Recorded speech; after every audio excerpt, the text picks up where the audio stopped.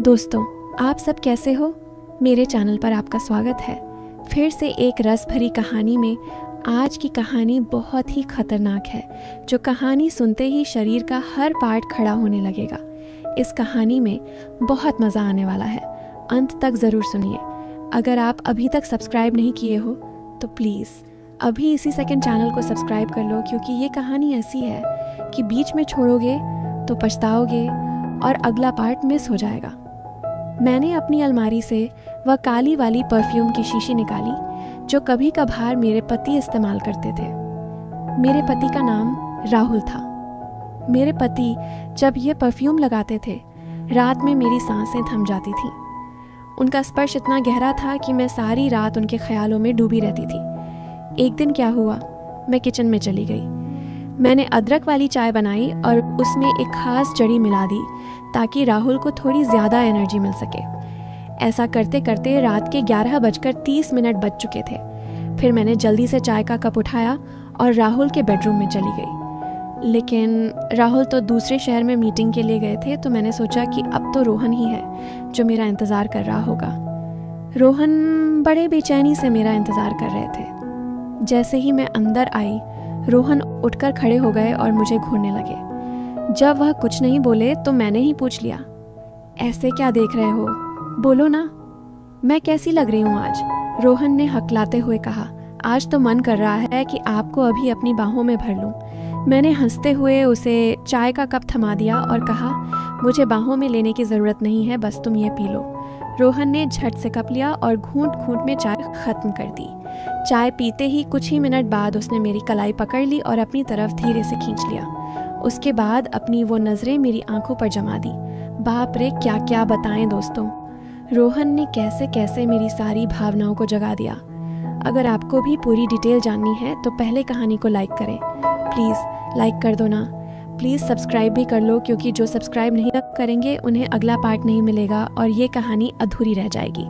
तो चलिए आपको जल्दी से शुरू से कहानी सुनाती हूँ। मेरा नाम रिया है। मेरी उम्र 32 साल है, लेकिन मैं अभी भी बिल्कुल जवान लगती हूँ। किसी भी लड़के को एक नज़र में अपनी ओर खींच लूँ, दिल तो हमेशा 22 का ही रहता है। जब मैं साड़ी पहनती हूँ तो जैसे सब कुछ मोहक लगता है। मेरी चमकती त्वचा पर जब रोशनी पड़ती है तो लगता है मानो मैं कोई अप्सरा हूँ।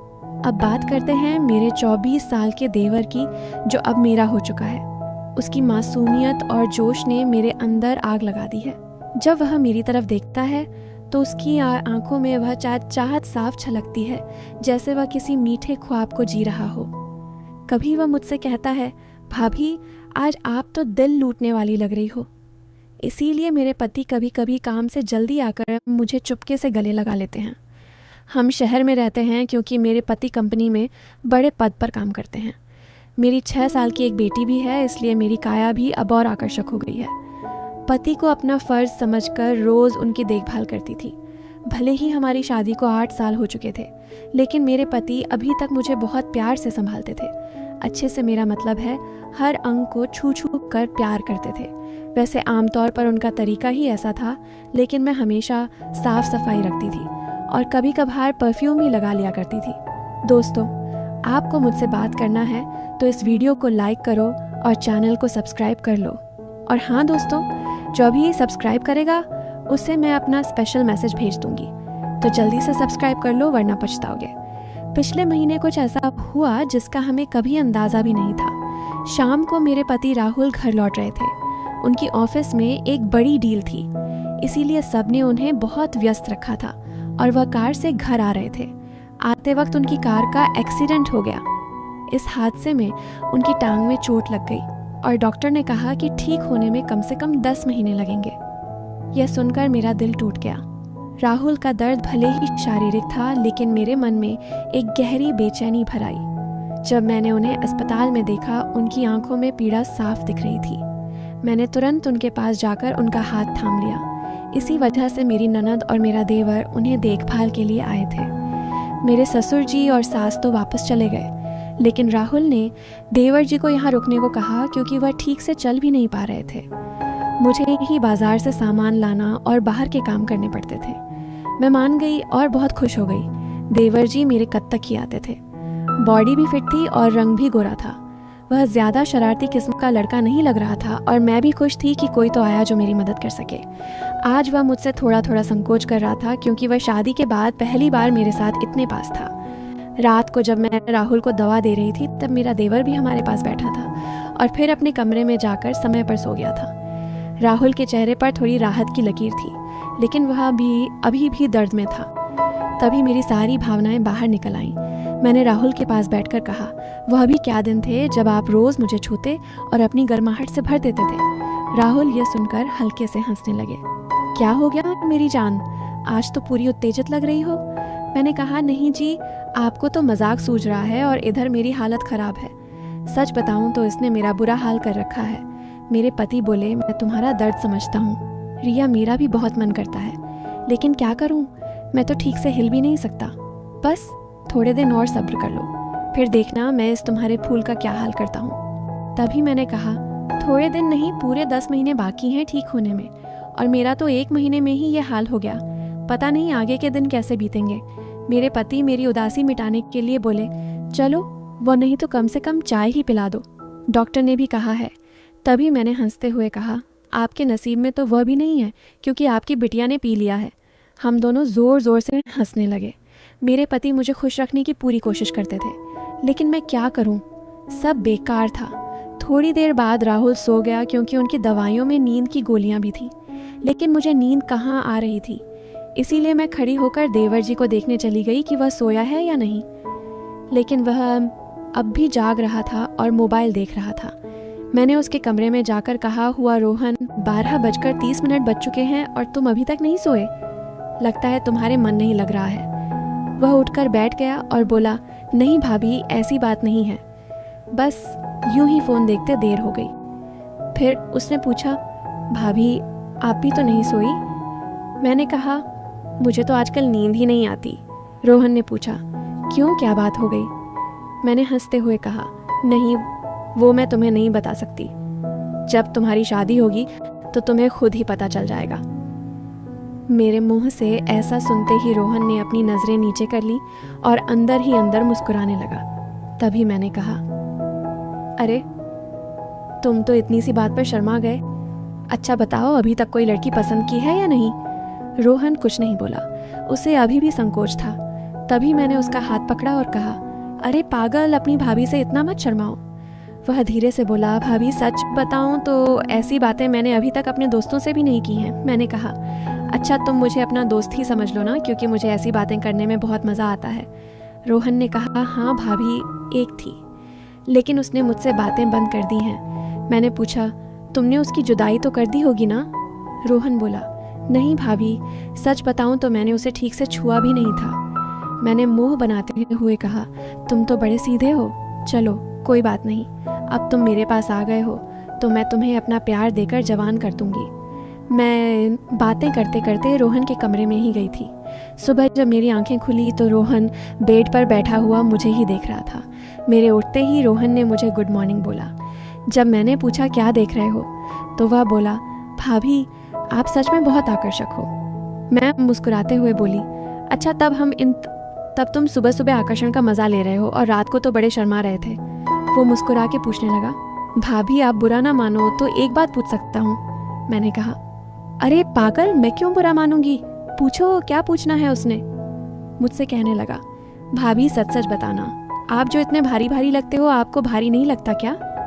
उसकी अब बात सुनकर मेरी हंसी छूट गई। इसके बाद रोहन मुझसे काफ़ी खुल गया था और अब वह मुझसे ज़्यादा शर्म नहीं करता था। इससे मैं भी बहुत खुश थी क्योंकि अब मेरा भी समय अच्छे से बीतने लगा था।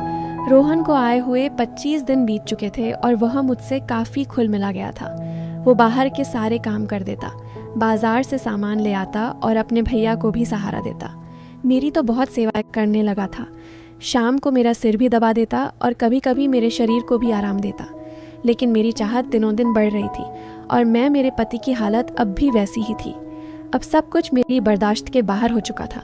मैंने सोचा कि अब तो रोहन ही है जो मेरी मदद कर सकता है। वैसे मेरे मोहल्ले में भी 3 लड़के रहते थे जो कॉलेज जाते थे। वे भी मुझे देखते थे। जब भी मैं छत पर कपड़े सुखाने जाती तो वे मुझे ही देखते, और पहले तो मैंने सोचा कि उनमें से एक को सहारा ले लूं ताकि कुछ दिन काम चल जाए। लेकिन फिर मैंने सोचा कि मैं इस घर की इज्जत हूं और कल को पता नहीं यह मुझे या मेरे पति को बदनाम कर दें। इसीलिए मैंने उन्हें अनदेखा किया। लेकिन रोहन तो घर का ही है, इसीलिए मैंने तय कर लिया कि वही मेरी मदद करेगा। आज मैंने पक्का फैसला कर लिया कि आज रोहन से काम ले ही लूँगी और अपने सूखे दिल को रोहन से ही भरवा लूँगी।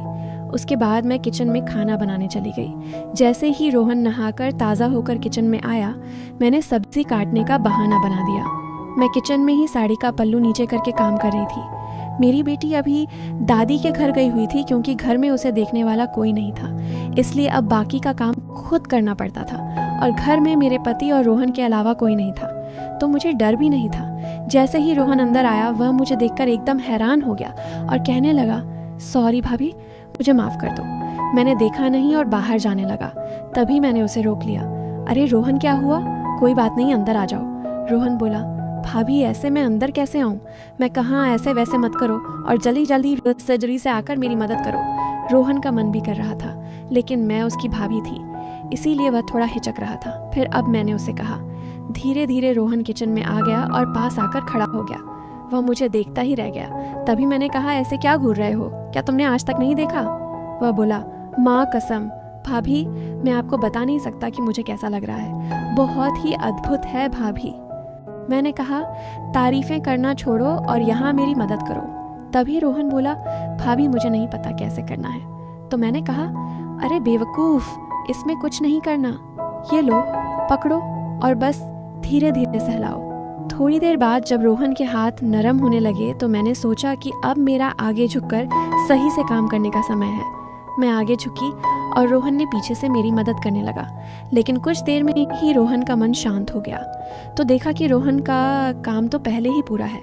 उसे देखकर अब मेरा मन बहुत उदास हुआ, लेकिन फिर भी मेरी हंसी निकल ही पड़ी। मैंने नाराज़गी से रोहन को हल्का धक्का मारते हुए कहा, यह क्या किया बेवकूफ़, तुमने तो शुरू होने से पहले ही पूरा कर दिया।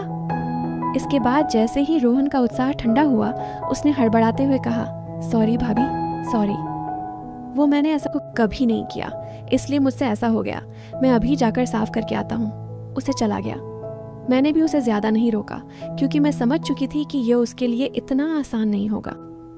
इस चक्कर में आज खाना भी लेट हो गया था, इसीलिए मैंने जल्दी से खाना तैयार किया और राहुल को कमरे में देने के लिए चली गई।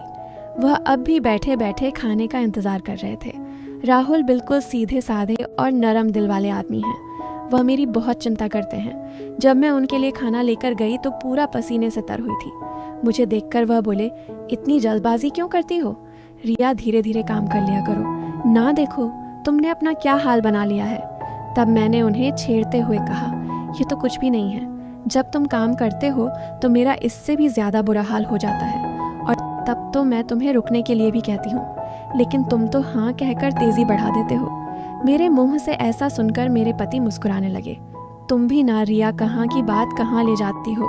इसके बाद राहुल ने खाना खा लिया और मैंने उन्हें दवाई भी दे दी। दवाई लेने के बाद उन्हें नींद आ गई और वह आराम करने लगे।